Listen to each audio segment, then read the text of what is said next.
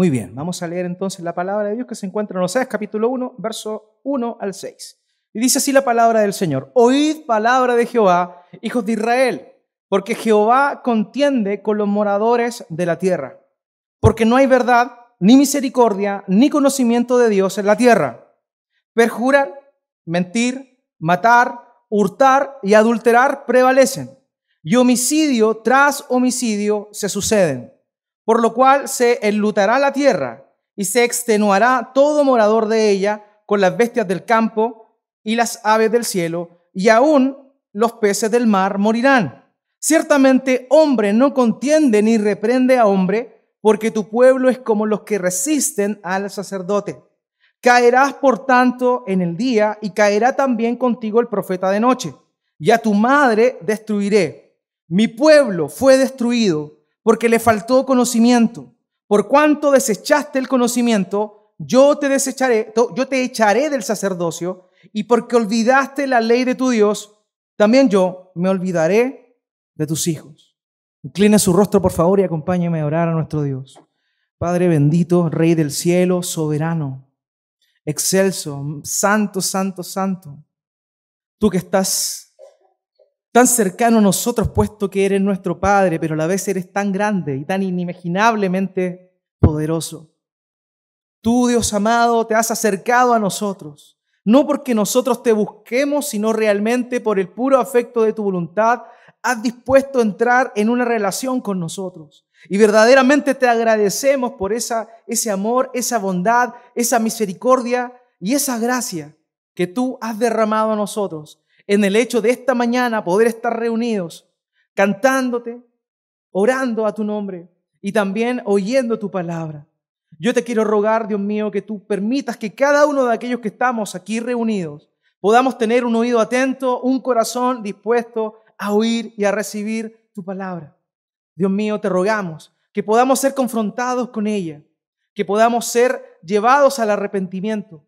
También que si estamos en una situación de esa característica, podamos arrepentirnos y a la vez ser animados a seguir adelante, puesto que eres tú quien llevaste nuestros pecados en aquella cruz por medio de tu Hijo Jesucristo. Nosotros te rogamos esta mañana que seas bendiciendo nuestras vidas por medio de tu palabra. Yo como pastor personalmente te quiero rogar que me ayudes a poder compartir tu palabra de una manera clara, de una manera sencilla y por sobre todo que busque la gloria de tu nombre. Saca todo aquello ajeno a tu palabra y que tu Espíritu Santo obre en nuestras vidas y que pueda arraigar tu voluntad en nuestros corazones hoy y siempre. Gracias, Padre, te damos en el nombre de Jesús. Amén y amén. Cuando nosotros, hermanos, vemos la televisión abierta, es común encontrarnos en ella una programación relativamente homogénea en los distintos canales de televisión.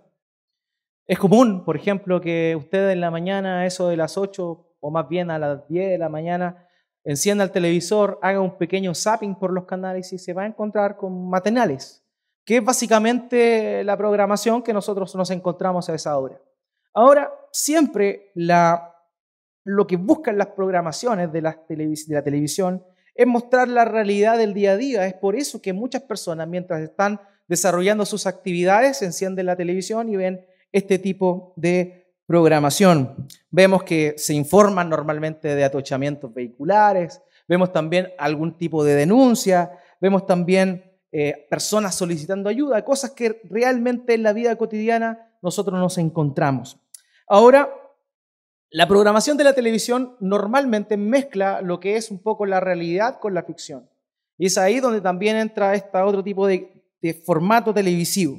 Uno de los formatos televisivos más requeridos o más demandados que se han visto en los últimos años es este formato del famoso tribunal público.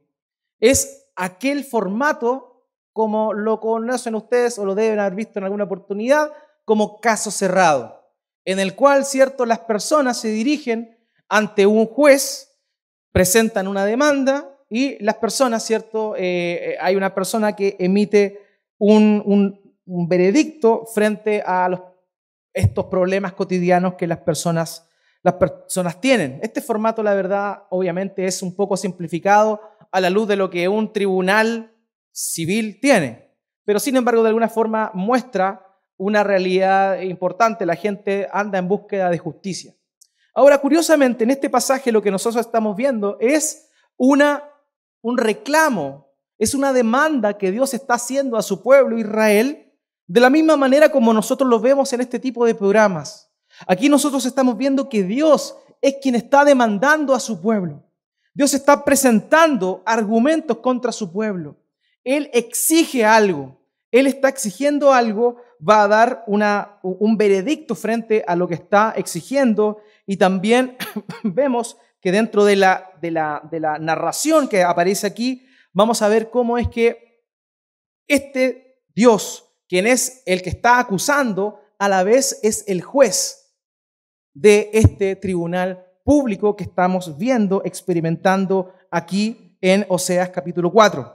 Por eso es que el título de este sermón es una acusación necesaria, puesto que es Dios acusando a su pueblo aquí de cosas que ellos no habían hecho. Recordemos que el pueblo de Israel en este tiempo se encontraba perdido. Ellos habían ido tras otros dioses. Ellos habían olvidado de su Dios, aquel que los había sacado de la esclavitud en Egipto por más de 400 años. Ellos fueron liberados de ahí. Aparte, Dios le prometió una tierra donde ellos conquistarían y serían dueños. Dios les prometió bienestar, Dios les prometió que la tierra fructificaría. Pero todo esto iba ligado al pacto que Dios había hecho con ellos. Mientras ellos se encontraran cumpliendo ese pacto, ellos iban a estar bien y Dios les bendeciría. Mientras que cuando ellos se apartaran de ese pacto, ellos recibirían las maldiciones del pacto, que consistían básicamente en ser destruidos como nación, que las generaciones no se siguieran multiplicándose, y también aquella tierra que ellos habían ganado porque Dios se la había entregado, Dios se las quitaría. Y vemos aquí que Dios manda al profeta Oseas con ese propósito, con el propósito de llamar a este pueblo pecador al arrepentimiento. Y es ahí donde nos encontramos con este pasaje tan importante. Dios, por medio de Oseas, llama a un juicio a su pueblo. En este pasaje vemos tres elementos importantes. En primer lugar, la demanda de Dios. En segundo lugar, el castigo por venir. Y en tercer lugar, la naturaleza del pecado de la nación de Israel. Por eso, en primer lugar, vamos a ver, le invito por favor a ver el versículo 1 y vamos a estar viendo cuál es la demanda que Dios está haciendo a este pueblo. Dice el versículo 1, presta atención: oíd palabra de Jehová, hijos de Israel, porque Jehová contiende con los moradores de la tierra, porque no hay verdad, ni misericordia, ni conocimiento de Dios en la tierra. Esto es relevante porque cuando emplea esa palabra, porque Jehová contiende, esa expresión significa Dios comienza un juicio, Dios comienza a presentar los cargos en contra de este pueblo. Por eso dice: oíd palabra de Jehová, hijos de Israel, porque Jehová contiende con los moradores de la tierra. Ahora, entiéndase bien el contexto. Los moradores de la tierra aquí no está hablando del mundo, sino que está hablando de la nación de Israel, su pueblo, el pueblo del norte. Y este sentido o esta idea de que Dios entra en juicio no es algo que nosotros vemos, que entra en juicio contra su pueblo, no es algo que nosotros vemos única y particularmente aquí en el libro de Oseas. También, por ejemplo, en el libro de Miqueas, del profeta Miqueas, en el capítulo 6 y en el verso 2, Dios está emitiendo también y llamando a su pueblo a un juicio. Dice Miqueas capítulo 6, versículo 2, oíd montes y fuertes cimientos de la tierra, el pleito de Jehová, porque Jehová tiene pleito con su pueblo y altercará con Israel. Aquí vemos esta figura legal que Dios está empleando. Dios se presenta ante un tribunal, siendo él mismo el juez, pero él mismo acusando a su pueblo de varias cosas que vamos a seguir detallando a continuación. También, por ejemplo, en Jeremías, capítulo 2, versículo 9, se vuelve a repetir esta idea de Dios entrando en juicio para con su pueblo. Jeremías capítulo 2, 9 dice: por tanto, contenderé aún con vosotros, dijo Jehová, y con los hijos de vuestros hijos pleitearé. Haciendo alusión nuevamente a este concepto de que Dios está entrando en juicio para con su pueblo. Ahora, la razón de la demanda de Dios para con el pueblo es sencilla. Ellos fallaron al pacto. Dios le dijo, sean de esta manera, y ellos lamentablemente fueron de otra manera. Ellos se fueron tras otros dioses, engañaron a el Dios único y verdadero que les había salvado. Ahora, la primera recriminación en esta demanda que Dios está haciendo para con su pueblo tiene que ver con que básicamente en su pueblo habían tres cosas que no existían. Ellos carecían de tres elementos fundamentales para que ellos pudiesen cumplir con el pacto que Dios había realizado con ellos. Y los tres elementos son los que aparecen aquí precisamente en el versículo 1. Ellos carecían de verdad, de misericordia y conocimiento. Ahora es necesario, hermanos míos, que nosotros comprendamos qué significa esto. ¿Qué significa que ellos carecían de verdad? ¿Acaso el pueblo de Dios estaba mintiendo solamente?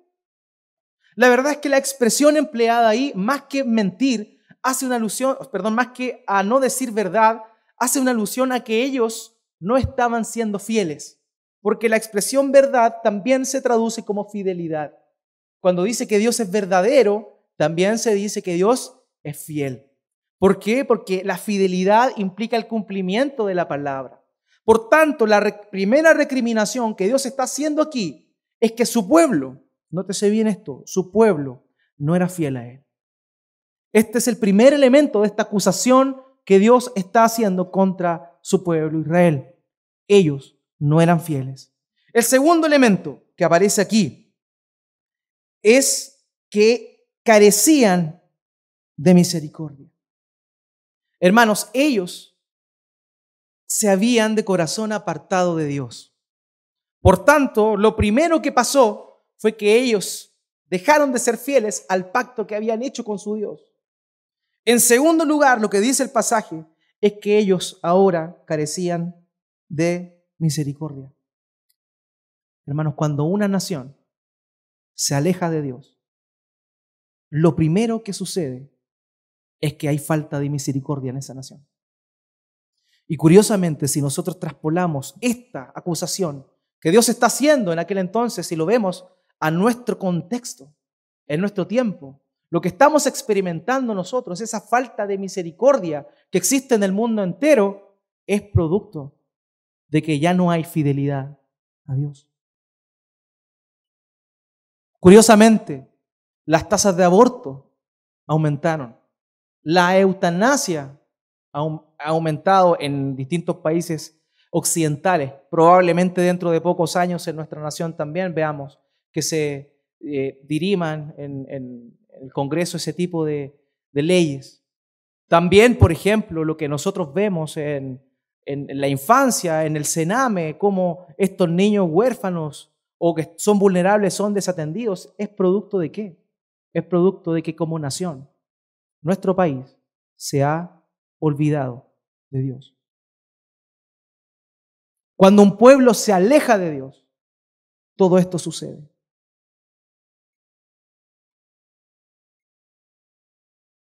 Por tanto, la maldad que nosotros experimentamos y la falta de compasión que tenemos es producto precisamente de que como país nos hemos alejado poco a poco de Dios. Ahora, hace pocas semanas vimos que en un colegio en el sur de Chile pasó un suceso bien especial ante el cual los medios de comunicación reaccionaron. Sucede que algo ocurrió, no sé si hubo una intoxicación, desconozco los motivos realmente, pero el hecho de que la directora de ese establecimiento educacional confesional, reconocido como evangélico, dijera que estos jóvenes les pasó eso porque fueron llenos del Espíritu Santo, generó un revuelo tremendo en la sociedad. Los canales de televisión los daban como noticia, los matinales lo comentaban. Curiosamente, nadie reclama porque se le está imponiendo a nuestros hijos en los colegios una ideología que realmente se aparta del plan de Dios para el ser humano. Ahí nadie reclama. ¿Por qué? Porque eso va conforme al corazón pecaminoso del hombre.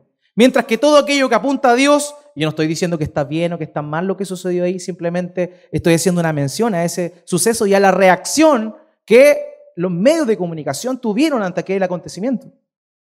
Vemos cómo nadie reclama porque ahora se están instaurando estas políticas educacionales, incluso a temprana edad, en la época preescolar incluso, ya se está mostrando esta idea de que en realidad la sexualidad o el género es definido por el propio niño en función de cómo se siente.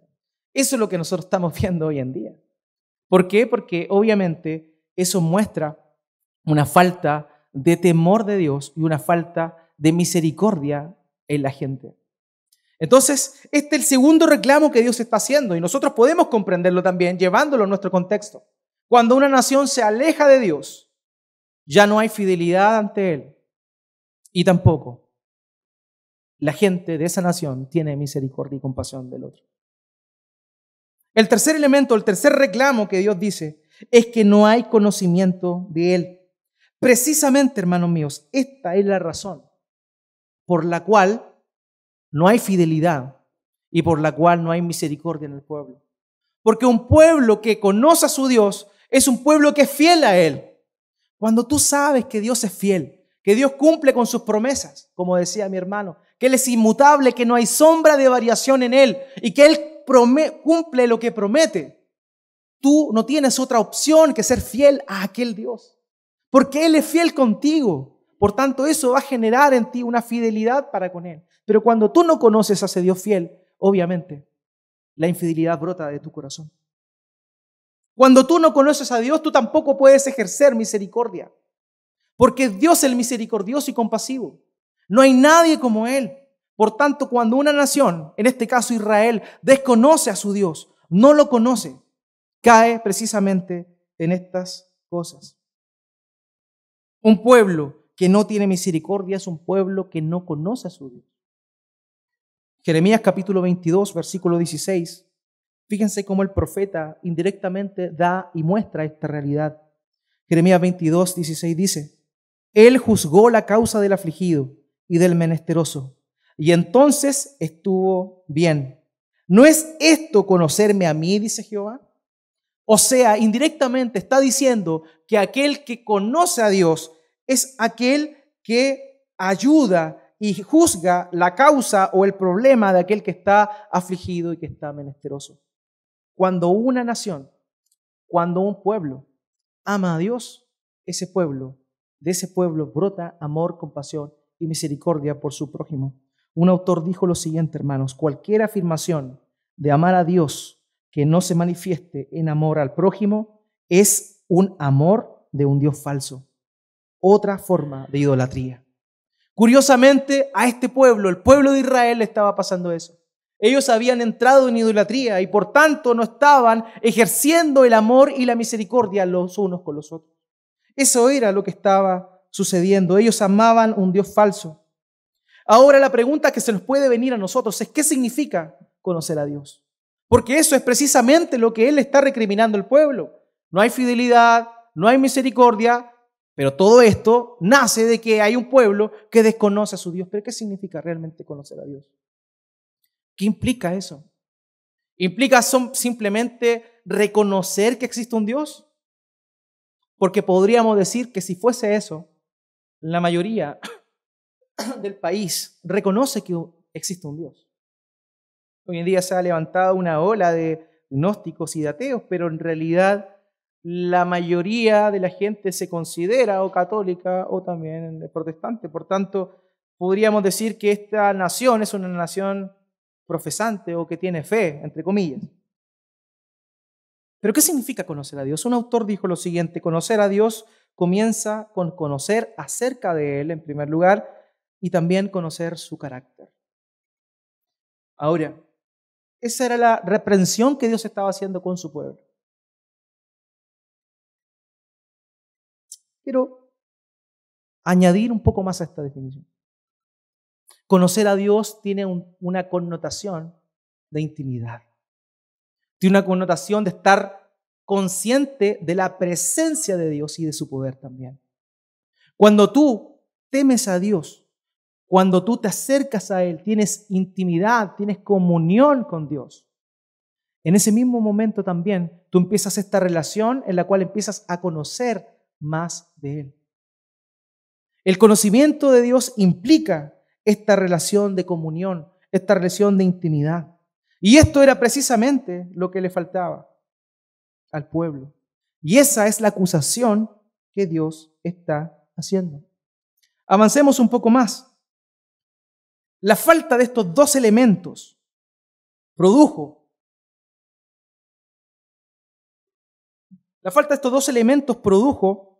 que el pueblo no tuviese esa fidelidad y esa misericordia. Y a la vez produjo una completa desidia del pueblo ante los mandamientos de Dios. Es por eso que en el versículo 2, acompáñeme, fíjese lo que dice. Perjurar, mentir, matar, hurtar y adulterar prevalecen. Y homicidio tras homicidio se sucede. La recriminación que Dios estaba haciendo a su pueblo también incluía estos actos que ellos estaban realizando. Perjuraban, mentían, mataban, hurtaban, adulteraban. Y la sangre era derramada vez tras vez. Aquí, hermanos míos, están nombrados 5 de los 10 mandamientos. Perjurar es el incumplimiento del tercer mandamiento que dice: no tomarás el nombre de Dios en vano. Mentir, no dirás falso testimonio. Matar, claramente no matarás. Hurtar, no hurtarás. Y adulterar, no tendrás la mujer de tu prójimo. El pueblo había roto 5 de los mandamientos. Y habiendo roto 5 de esos mandamientos, claramente todo el resto de mandamientos de la primera columna de la ley de Dios, que implica el amor para con Dios, tampoco lo estaban cumpliendo. Es decir, ellos también se arrodillaban frente a otros dioses. También ellos no respetaban el nombre del Señor y tampoco respetaban el día del Señor. Por tanto, los 10 mandamientos estaban rotos por parte del pueblo de Dios, comillas. ¿Se da cuenta qué pasa cuando el pueblo de Dios no conoce a su Dios? Eso produce un quebrantamiento y una destrucción tremenda.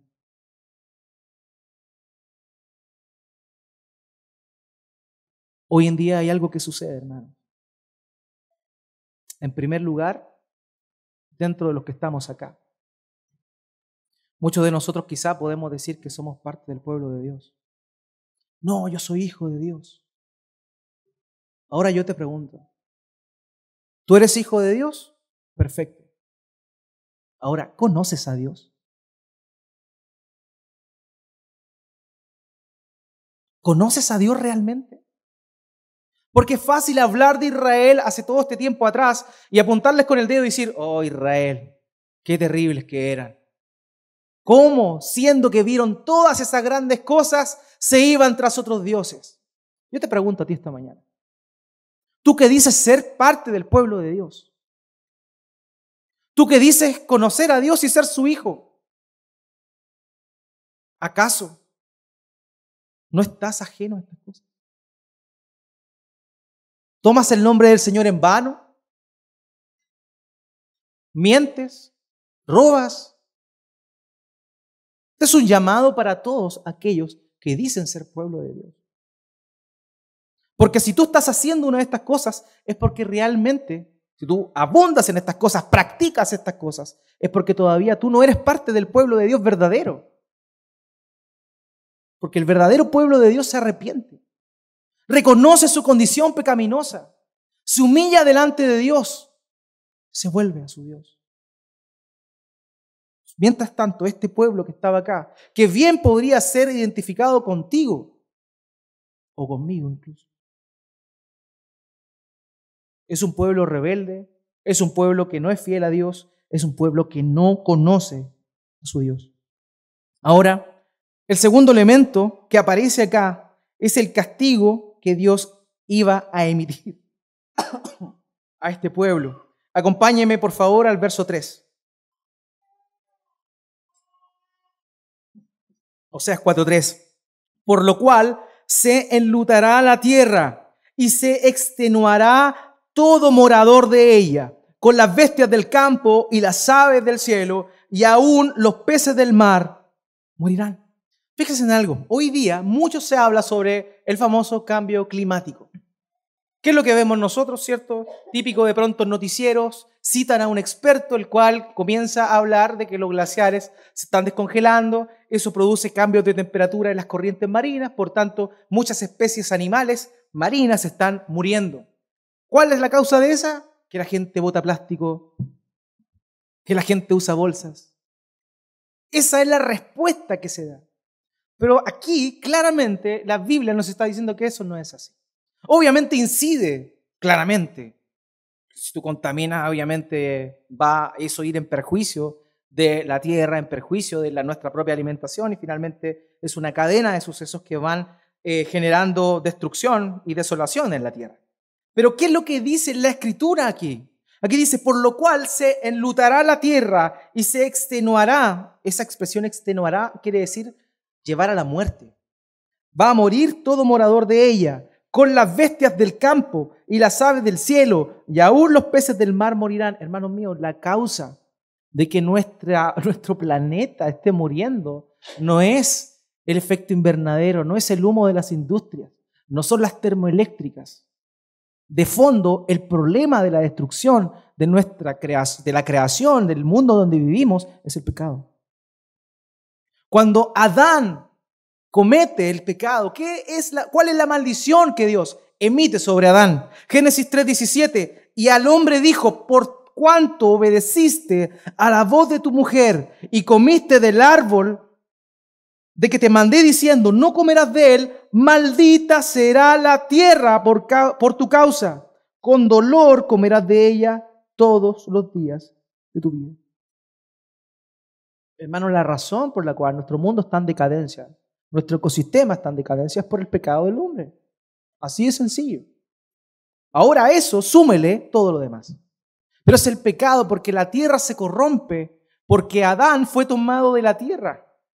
Por tanto, cuando Dios maldice a Adán, maldice el lugar donde fue tomado, la tierra. Esa es la razón por la cual ahora vemos que todo esto está sucediendo. Vemos que aquí de pronto hace frío en Antofagasta, hace 10 años atrás. ¿Cuándo hizo frío acá? Ahora se venden botas en las tiendas. ¿Quién usa botas en Antofagasta? Porque les da frío ahora. Hace 10 años atrás no daba frío. ¿Qué pasó? Está cambiando, algo está pasando. Pero eso es el aumento y el crecimiento del pecado del ser humano. Entre más pecado hay, más se corrompe la creación. Por eso, Pablo los Romanos dice que la creación anhela la aparición de los hijos de Dios, porque la creación va a ser restaurada. Por eso es que Dios promete un cielo nuevo y una tierra nueva. Esta tierra va a ser raída, va a ser desolada, de alguna manera va a ser purificada, y las materias primas de este mismo planeta van a ser tomados. ¿Para qué? Para que el reino de los cielos, cuando todo esto sea consumado, se establezca en este nuevo cielo y en esta nueva tierra. Ese es el propósito del plan de Dios. ¿Por qué va a suceder eso? Porque en ese tiempo ya no va a haber pecado. Y como no va a haber pecado, esa tierra se va a mantener incólume hasta el final, hasta la eternidad, porque ya no va a haber pecado. Por eso es que Dios rae la tierra, destruye la tierra. ¿Por qué razón Dios destruyó a Sodoma y Gomorra? Por su pecado. ¿Por qué razón Dios destruyó a la gente del tiempo de Noé? Por su pecado. La tierra se ve perjudicada. El entorno se ve perjudicado cuando hay pecado. Ahora bien, no tan solo el planeta, o en particular, estamos hablando del pueblo de Israel, la tierra se vio desolada, sino que también toda la gente iba a sufrir desolación. Dice el versículo 5, caerás por tanto en el día, y caerá también contigo el profeta de noche, y a tu madre destruiré. Aquí está hablando el Señor. Está hablando en primer lugar del sacerdote, está hablando también del profeta y también habla de tu madre. Ahora, es necesario entender que cuando dice caerás por tanto en el día, está haciendo una alusión a una continuación del versículo 4, y en el versículo 4 está hablando de los sacerdotes. Entonces está diciendo acá de alguna forma, la tierra va a ser destruida, ¿ya? Pero también va a caer destrucción sobre aquellos que son responsables del pueblo ante Dios. Y estos eran los sacerdotes y eran los profetas. O sea, los profetas y los sacerdotes iban a sufrir castigo. ¿Por qué razón? Vamos a verlo también. Pero también no tan solo los profetas y los sacerdotes, sino también tu madre será destruida. Y con esa alusión a la madre está hablando de todo Israel. O sea, toda la nación, no tan solo los animales, la vegetación, todo iba a ser destruido porque ellos no fueron fieles a Dios, porque ellos no conocían a su Dios. Los sacerdotes y los profetas tenían una labor importante, hermanos míos.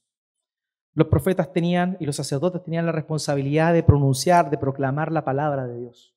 En Malaquías capítulo 2, versículo 7 dice esto: porque los labios del sacerdote han de guardar la sabiduría, y de su boca el pueblo buscará la ley, porque mensajero es de Jehová de los ejércitos.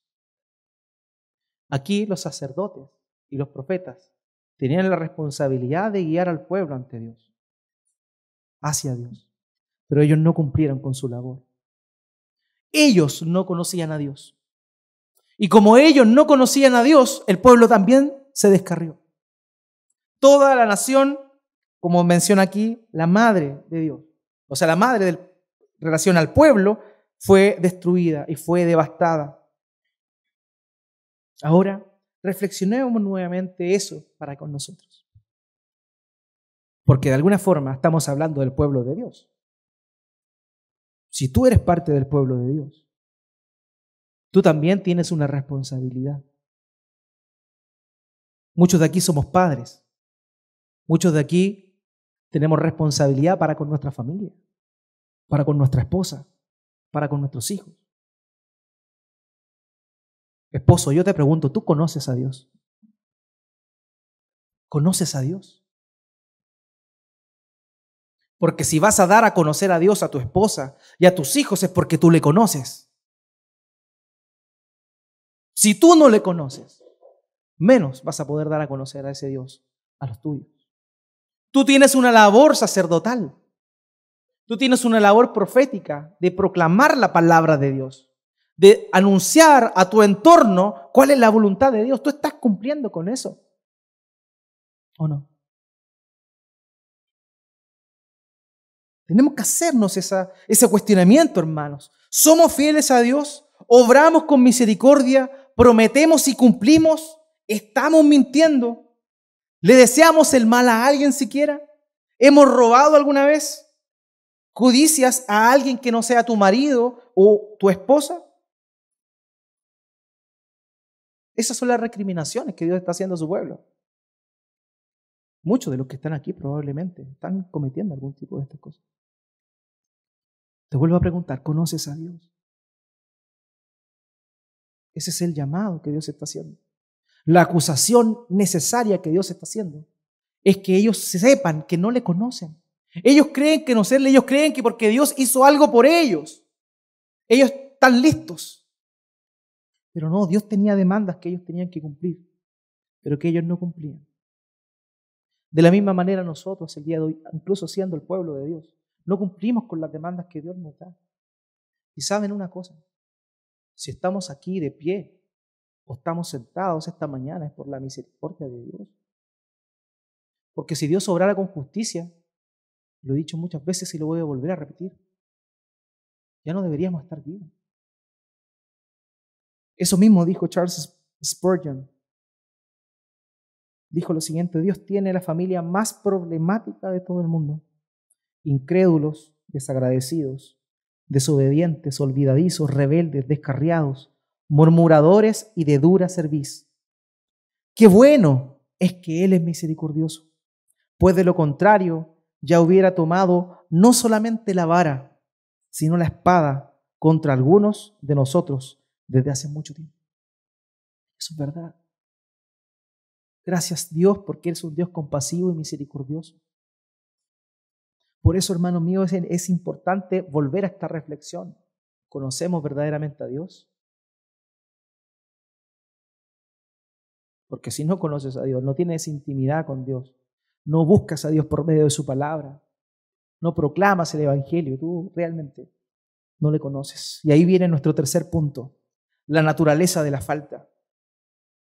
Acompáñame al versículo 6. La razón por la cual el pueblo fue destruido es esta.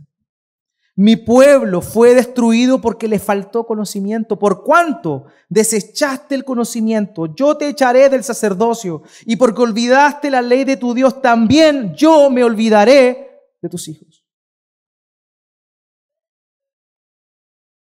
La destrucción de este pueblo fue porque no conocía a Dios. Hoy mucha gente dice ser cristiana. Hoy hay mucha gente que dice ser pueblo de Dios, pero que realmente no conoce a Dios. Conocer el carácter de Dios, su corazón. Conocer su carácter clemente, compasivo, misericordioso, bondadoso, pero también su carácter de justicia. Muchas veces hablamos como cristianos de que debemos tener temor a Dios. Y ahí sale alguno y dice, bueno, tener temor a Dios es tener un temor reverente ante su persona. Déjame romper ese paradigma de tu mente. Tener temor de Dios no significa eso. Tener temor de Dios significa tener terror de Dios. Porque conoces que Dios es un Dios justo, bueno, pero también obra conforme a su naturaleza. Por tanto, es justo y va a emitir juicio. Por eso dice también el escritor en el Nuevo Testamento, horrenda cosa es caer en manos del Dios vivo. Porque Dios es justo, Dios es correcto, Dios es santo. ¿Tenemos temor de Dios verdaderamente? ¿Reconocemos quién es Él? ¿Reconocemos su autoridad? Muchas veces, hermanos míos, nosotros estamos preocupados de qué es lo que la gente percibe de nosotros y dejamos totalmente a un lado el hecho de que Dios sabe quiénes somos y aparentamos para afuera. Aparentamos ser algo que no somos. Tenemos apariencia de piedad para que la gente diga, oh, qué buen cristiano, qué buena persona es Él, cuando por dentro en realidad estamos forzándonos por hacer eso. Hermanos, debemos tener más temor de Dios, porque Él conoce nuestro corazón. El tema es que como vemos que Dios retrasa su justicia, nosotros nos aprovechamos de eso. Entonces preferimos quedar bien delante de las demás personas antes de quedar bien y que nuestro corazón, que está al descubierto delante de Dios, sea consecuente con nuestro actuar. Hermanos, debemos tener cuidado. ¿Conocemos a Dios realmente? ¿Conocemos al Dios de la Biblia? ¿Conocemos al Dios que se manifiesta ahí? Para mí, créanme, hermanos, que sería bonito pararme acá y darle un mensaje motivacional para que usted se vaya contento a su casa. De verdad. Sería bonito porque incluso todos salen como animados. Les va a durar nada, pero por lo menos van a salir felices. En cambio ahora, la reprensión uno le llega, la reprensión de parte del Señor. Pero yo no soy un coach motivacional. Yo tampoco soy un sanador que le va a ofrecer que mañana no va a tener ningún problema. El Señor me ha puesto aquí como pastor, me ha puesto aquí como predicador, como profeta y sacerdote para decirle la voluntad de Dios. Y eso también lo debe llevar usted, ese mensaje debe llevarlo usted al arrepentimiento, a la reflexión, a analizar. Estos sacerdotes no estaban cumpliendo con su rol de proclamar la palabra de Dios y guiar al pueblo. Yo no puedo darme ese lujo, hermano. Tengo que comparecer ante el Señor en algún momento. Y el anhelo de mi corazón como pastor es que en ese momento el Señor me diga, diste todo el consejo de Dios. Lamentablemente eso es lo que se ve en varias congregaciones que se dicen ser cristianas. No hay reprensión, no hay llamado al arrepentimiento, no hay un llamado a conocer al Dios único y verdadero. Necesitamos conocer a Dios. Necesitamos tener intimidad con Dios. Necesitamos profundizar en Él más y más, por medio de su palabra.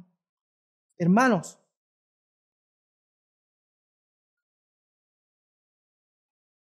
ese pueblo murió o pereció porque no tenía conocimiento de Él. Tú debes conocer a Dios. Yo tengo una responsabilidad de darte a conocer a Dios. Porque simplemente lo que estamos haciendo cuando hacemos eso es imitar a nuestro gran sumo sacerdote, quien verdaderamente nos mostró el camino al Padre, quien verdaderamente nos mostró qué era ser un profeta auténtico y verdadero que proclamaba todo el consejo de Dios. Y el mensaje de Jesucristo fue: arrepiéntanse porque el reino de los cielos se ha acercado. Ese llamado al arrepentimiento es necesario. Eso fue lo que el Señor Jesucristo vino a hacer. Jesús no vino para darte éxito. Jesús no vino para hacerte el campeón. Jesús vino a morir porque tú eres un pecador que merece el castigo eterno en el lago de azufre, fuego y azufre. Sin embargo, Dios en su misericordia envió a este gran sumo sacerdote, aquel que no escatimó en llamarte al arrepentimiento, aquel que el día de hoy te está llamando al arrepentimiento, si es que aún continúas con tu mal andar. Hermanos, tenemos un sumo sacerdote que se compadece de nosotros y que se puso en nuestro lugar, y ese es nuestro Señor Jesucristo. Él es quien verdaderamente conocía al Padre y Él es quien nos da a conocer a nosotros al Padre. Si tú quieres tener una comunión verdadera, si tú quieres conocer al Padre, eso debe ser por medio de Jesucristo. Por tanto, si estás aún en la esclavitud del pecado, yo te ruego que te humilles, reconozcas tu condición de pecado, que te vuelvas a aquel que puede interceder por ti delante del Padre, el verdadero sumo sacerdote, el único mediador entre Dios y los hombres, Jesucristo hombre.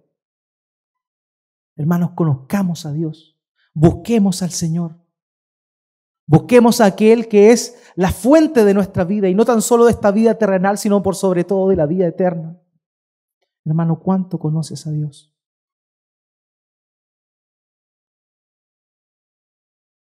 Que esa sea la reflexión para esta semana. Acudamos a Cristo, humillémonos delante de Él. Dependamos de su mediación. Abracemos ese nuevo pacto que Él ha dado por medio de su sangre.